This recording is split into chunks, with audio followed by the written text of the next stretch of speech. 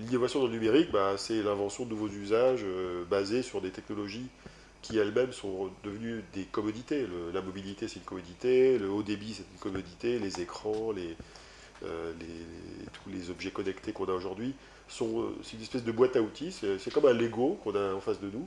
Et avec ce Lego, bah, il faut faire des objets intelligents, des logiciels intelligents, et améliorer la vie des gens et améliorer la vie des entreprises.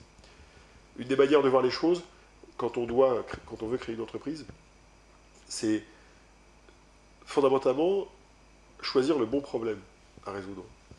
Il y a beaucoup de boîtes qui se créent, qui n'ont pas forcément une valeur extraordinaire, et l'une des raisons pour lesquelles elles n'ont pas une valeur extraordinaire, c'est que la valeur du problème qu'elles cherchent à résoudre n'est pas extraordinaire.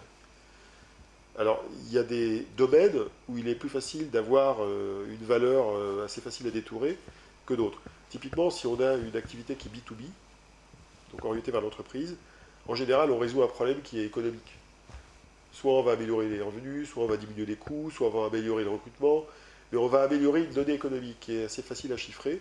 Et donc, on peut en général facilement appliquer des méthodes marketing qu'on appelle le avant et le après. C'est-à-dire comparer l'existant, les solutions du marché, et identifier par son innovation une solution qui va créer une vraie différence. Et on peut calculer à peu près, en gros, ce qu'on va apporter. Quand on est orienté grand public, c'est un peu plus difficile parce que une grosse partie de la valeur ajoutée qu'une startup va apporter au grand public, elle est très émotionnelle. Dans un jeu, dans un réseau social, dans ces outils qu'elle met dans la vie des gens, ça ne se quantifie pas de manière économique comme pour une entreprise.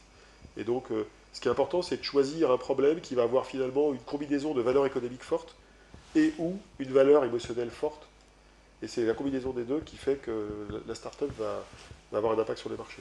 Si la valeur est faible, c'est pas bon. Après, il y a un deuxième sujet qui est qu'il faut non seulement avoir une valeur de problème significative à régler, et pas régler un petit truc qui n'est pas très intéressant, et après, il faut qu'il y ait du volume. C'est-à-dire qu'il faut que ça concerne beaucoup de monde. Et là où certaines startups françaises manquent d'ambition parfois, c'est qu'elles, soit le problème qu'elles résolvent n'a pas beaucoup de valeur, soit, parfois il y a les deux, mais soit le nombre de gens concernés n'est pas très important. Est-ce qu'on donne à une région, à la francophonie ou à la France? Donc ce qui est important pour une startup, c'est d'avoir de l'ambition et d'être capable de traiter des problèmes qui ont de la valeur et pour beaucoup de gens, et si possible à l'échelle internationale. C'est ça qui fait que la boîte va intéresser des investisseurs en général et des clients aussi.